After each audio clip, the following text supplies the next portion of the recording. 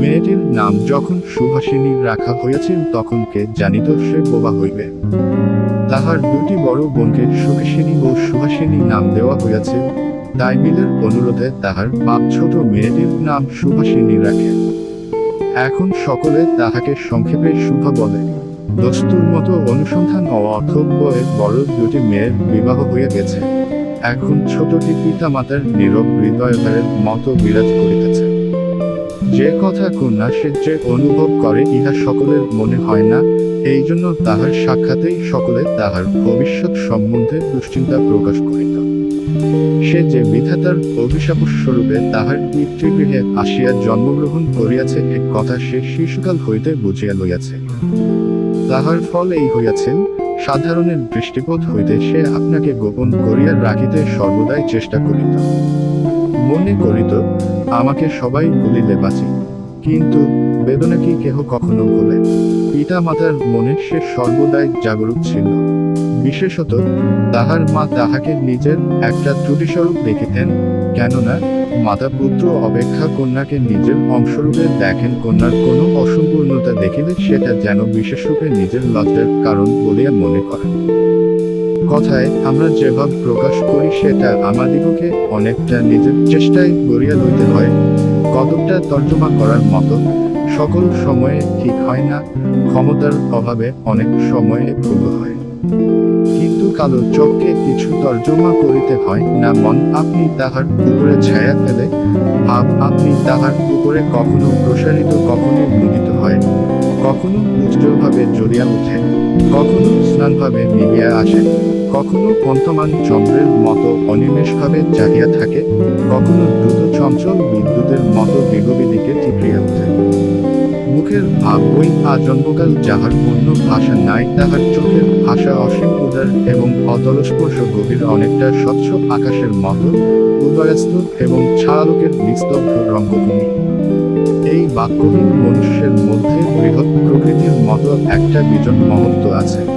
এই জন্য সাধারণ বালক বালিকারা তাহাকে এক প্রকার ভয় করিত, তাহার সহিত খেলা করিত না। সে নির্জন দ্বিপ্রহরের মতো শব্দহীন এবং সঙ্গীহীন। এক গ্রামের নাম চন্ডীপুর। নদীটি বাংলাদেশের একটি ছোট নদী, গৃহস্থঘরের মেয়েটির মতো বহুদূর পর্যন্ত তাহার প্রসার নহে। নির্লসা তনি নদীটি আপন কুল রক্ষা করিয়া কাজ করিয়া যায়। দুই ধারের গ্রামের সকলেরই সঙ্গে তাহার যেন একটা না একটা সম্পর্ক আছে। দুই ধারে লোকালয় এবং তবু ছায়াঘন উচ্চ ত্বক নিম্নতল দিয়ে গ্রামলক্ষ্মী স্রোতস্বিনী আত্মবিস্মৃত দ্রুত পদক্ষেপে প্রফুল্ল হৃদয়ে আপনার অসংখ্য কল্যাণকার্যে চলিয়াছে। বাণীকণ্ঠের ঘর নদীর একেবারে উপরে।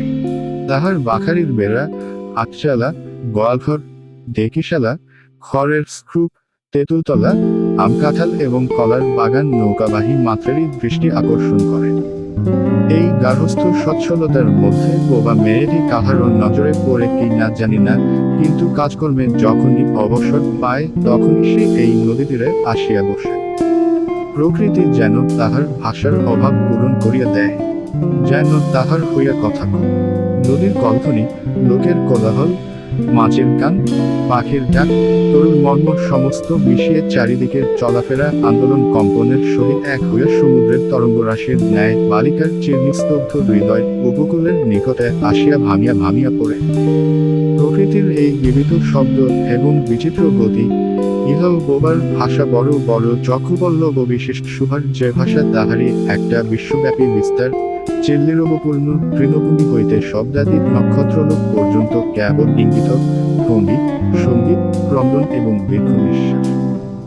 এবং মধ্যাহ্নে যখন মাঝিরা জেলেরা খাইতে যাইত, গৃহস্থেরা ঘুমাইত, পাখিরা ডাকিত না, খেয়া নৌকা বন্ধ থাকিত, স্বজন জগৎ সমস্ত কাজকর্মের মাঝখানে সহসা থামিয়া গিয়া ভয়ানক বিজন বুদ্ধি ধারণ করিত, তখন রুদ্র মহাকাশের তলে কেবল একটি বোবা প্রকৃতি এবং একটি বোবা মেয়ে মুখামুখি চুপ করিয়া বসিয়া থাকিত, একজন সুবিস্তীর্ণ রৌদ্রে আর একজন ক্ষুদ্র তরুচ্ছায়ায়। সুজার যে গুটিকতক অন্তরঙ্গ বন্ধুর দল ছিল না তাহা নয়। গোয়ালের দুটি গাড়ি তাহাদের সামনে তাহার কথাহীন একটা করুণ সুর ছিল, তাহার মর্ম তাহারা ভাষার অপেক্ষা সহজে বুঝিল। সর্বস্বীয় পাঙ্গল। সে নাম বালিকায় মুখে তাহারা কখনো শুনে নাই, কিন্তু তাহার পদশব্দ তাহার শুভা কখন তাহাদের আদর করিতেছে, কখন ভৎসনা করিতেছে, কখন মিনতি করিতেছে, কামা তাহারা মানুষের অপেক্ষা ভালো বুঝিতে পারিত।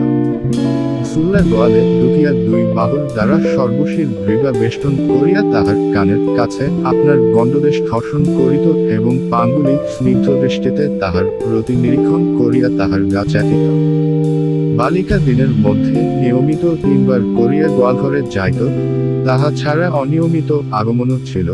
গৃহে যেদিন কোনো কঠিন কথা শুনিত সেদিন সে অসময়ে তাহার এই মুখ বন্ধু দুটির কাছে বাসিত। তাহার সহিঞ্চুতা পরিপূর্ণ বিষাদশান্ত দৃষ্টিপাত হইতে তাহারা কি একটা অন্ত অনুমান শক্তির যারা বালিকার মর্মবেদনা যেন বুঝিতে পারিত, এবং সুভার গা ঘাসিয়া আসিয়া অল্পে অল্পে তাহার বাহুতে শিং ঘষিয়া ঘষিয়া তাহাকে নির্বাক ব্যাকুলতার সহিত সান্ত্বনা দিতে চেষ্টা করিত। ইহারা ছাড়া ছাগল এবং বিড়াল শাবকও ছিল, কিন্তু তাহাদের সহিত সুভার এরূপ সমকক্ষভাবে মৈত্রী ছিল না, তথাপি তাহারা যথেষ্ট আনুগত্য প্রকাশ করিত। বিড়াল শিশুটি দিনে এবং রাত্রে যখন তখন সুভার গরম কোলটি নিঃসংকোচে অধিকার করিয়া সুখনিদ্রার আয়োজন করিত, এবং সুভা তাহার গ্রীবা ও পৃষ্ঠে কোমল অঙ্গুলি বুলাইয়া দিলে যে তাহার নিদ্রাকর্ষণের বিশেষ সহায়তা হয়, ইঙ্গিতে এরূপ অভিপ্রায়ও প্রকাশ করিত। উন্নত শ্রেণীর জীবের মধ্যে সুভার আরো একটি সঙ্গী জুটিয়াছে, কিন্তু তাহার সহিত বালিকার ঠিক কিরূপ সম্পর্ক ছিল তাহা নির্ণয় করা কঠিন, কারণ সে ভাষাবিশেষ জীব, সুতরাং উভয়ের মধ্যে সমভাষা ছিল না। গোসাইদের ছোট ছেলেটি তাহার নাম প্রতাপ। লোকটি নিতান্ত অকর্মণ্য। সে যে কাজকর্ম করিয়া সংসারের উন্নতি করিতে যত্ন করিবে, বহু চেষ্টার পর বাপ মাসে আশা ত্যাগ করিয়াছে। অকর্মণ্য লোকের একটা সুবিধা এই যে আত্মীয় লোকেরা তাহাদের উপর বিরক্ত হয় বটে, কিন্তু প্রায় তাহারা নিঃসম্পর্ক লোকদের প্রিয়পাত্র হয়, কারণ কোনো কার্যে আবদ্ধ না থাকাতে তাহারা সরকারি সম্পত্তি হইয়া দাঁড়ায়। শহরের যেমন 1-8টা গৃহসম্পর্কহীন সরকারি বাগান থাকা আবশ্যক, তেমনি গ্রামে 2-4টা অকর্মণ্য সরকারি লোক থাকার বিশেষ প্রয়োজন।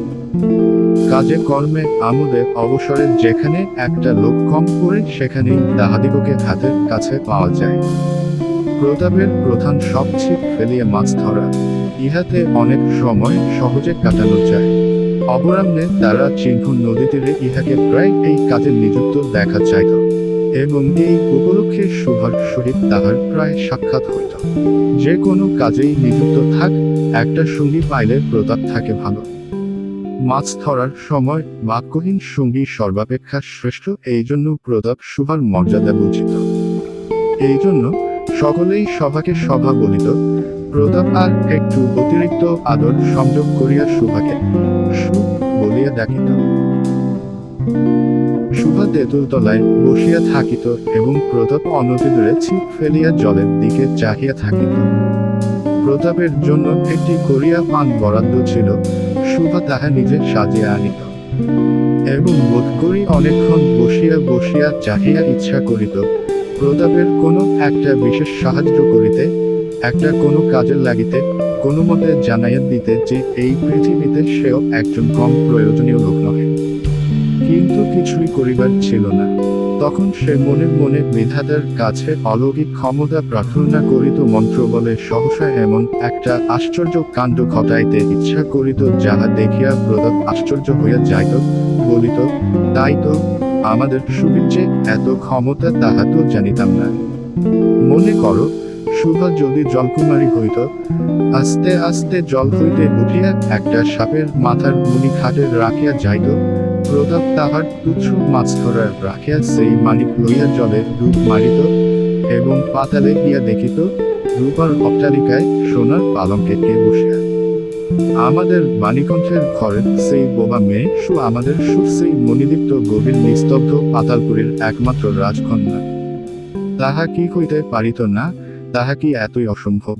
আসলে কিছুই অসম্ভব নয়, কিন্তু তবুও সুপ্রজাশূন্য পাতালের রাজবংশের না জন্মিয়া বাণীকণ্ঠের ঘরে আসিয়া জন্মিয়াছে, এবং গোসাইদের ছেলে প্রতাপকে কিছুতেই আশ্চর্য করিতে পারিতেছে না। সুভার বয়স ক্রমেই বাড়িয়া উঠিতেছে। ক্রমে সে যেন আপনাকে আপনি অনুভব করিতে পারিতেছে, যেন কোনো একটা পূর্ণিমা তিথিতে কোনো একটা সমুদ্র হইতে একটা জ্বরের স্রোত আসিয়া তাহার অন্তরাত্মাকে এক নূতন অনির্বচনীয় চেতনা শক্তিতে পরিপূর্ণ করিয়া তুলিতেছে। সে আপনাকে আপনি দেখিতেছে, ভাবিতেছে, প্রশ্ন করিতেছে এবং বুঝিতে পারিতেছে না। গভীর পূর্ণিমা রাত্রে সে একদিন ধীরে শয়নগৃহের দ্বার খুলিয়া ভয়ে ভয়ে মুখ বাড়াইয়া বাহিরের যৌবনের রহস্যে পুলকে বিষাদে অসীম নির্জনতার একেবারে শেষ সীমা পর্যন্ত, এমনকি তাহাদিকে চাহিয়া দেখে পূর্ণিমা প্রকৃতিও শুভার মতো একাকিনী সুপ্ত জগতের উপর জাগিয়া বাহিরে অতিক্রম করিয়াও থমথম করিতেছে, একটি কথা কহিতে পারিতেছে না। এই নিস্তব্ধ ব্যাকুল প্রকৃতির প্রান্তে একটি নিস্তব্ধ ব্যাকুল বালিকা দাঁড়াইয়া এক হরে করিবে এমন জনরব শোনা যায়। বাণীকণ্ঠের সচ্ছল অবস্থা, দুই বেলায় মাছ ভাত খায়। এদিকে কন্যাভারগ্রস্ত পিতামাতা চিন্তিত হইয়া উঠিয়াছে, লোকেও নিন্দা আরম্ভ করিয়াছে, এমনকি এজন্য তাহার শত্রু ছিল। স্ত্রী পুরুষে বিস্তর পরামর্শ হইল। কিছুদিনের মতো বাণী বিদেশে গেল, অবশেষে ফিরিয়া আসিয়া কহিল, চলো কলিকাতায় চলো। বিদেশ যাত্রার উদ্যোগ হইতে লাগিল। কুয়াশা ঢাকা প্রভাতের মতো সুভার সমস্ত হৃদয় অনুবাচন একেবারে করিয়া গেল। একটা অনির্দিষ্ট আশঙ্কা বসে সে কিছুদিন হইতে ক্রমাগত নির্বাক্ত মতো তাহার বাপ মায়ের সঙ্গে সঙ্গে ফিরিত ডাগর চক্ষু মেলিয়া তাহাদের মুখের দিকে চাহিয়া কি একটা বুঝিতে চেষ্টা করিত, কিন্তু তাহারা কিছু বুঝাইয়া বলিতেন না। ইতিমধ্যে একদিন অপরাহ্নে ফেলিয়া প্রতাপ হাসিয়া কহিল, কি রে সু, তোর নাকি ঘর পাওয়া গেছে, তুই বিয়ে করতে যাচ্ছিস, দেখিস আমাদের ভুলিস নে, বলিয়া আবার মাছের দিকে মনোযোগ করিল। মর্মবিদ্ধ হরিণী ব্যাধের দিকে যেমন করিয়া তাকায়, নীরবে বলিতে থাকে, আমি তোমার কাছে কি দোষ করিয়াছিলাম?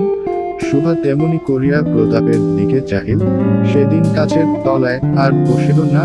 বাণীকণ্ঠ নিদ্রা হইতে উঠিয়া শয়নগৃহে তামাক খাইতেছিলেন। শুভা তাহার পায়ের কাছে বসিয়া তাহার মুখের দিকে চাহিয়া কাঁদিতে লাগিল।